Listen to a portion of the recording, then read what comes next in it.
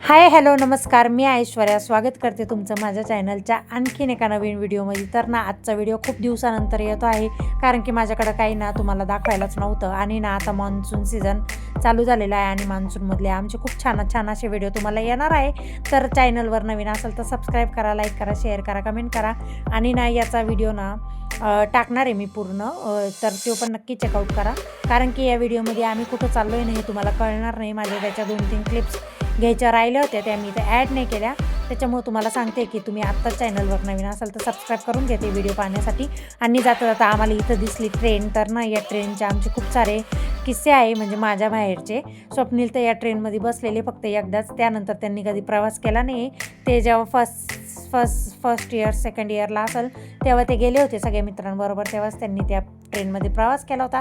त्याच्यानंतर त्यांनी प्रवास नाही केला। आणि तुमच्या सगळ्यांचा आशीर्वाद असला आणि स्वामींची कृपा असली तर आम्ही लवकरच ट्रेनने प्रवास करून पुढच्या आमच्या जर्नीला जाणार आहे, तिथले पण व्हिडिओ तुम्हाला येतील।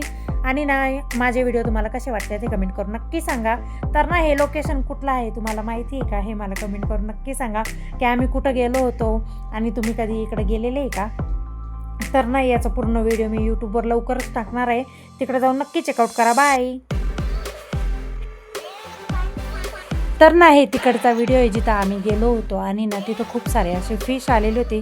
मी आणि त्रिशाने तर खूप एन्जॉय केला, आणि याचा पूर्ण ब्लॉग पाहायला विसरू नका। तर चला आजच्या व्हिडिओमध्ये एवढंच, बाय बाय।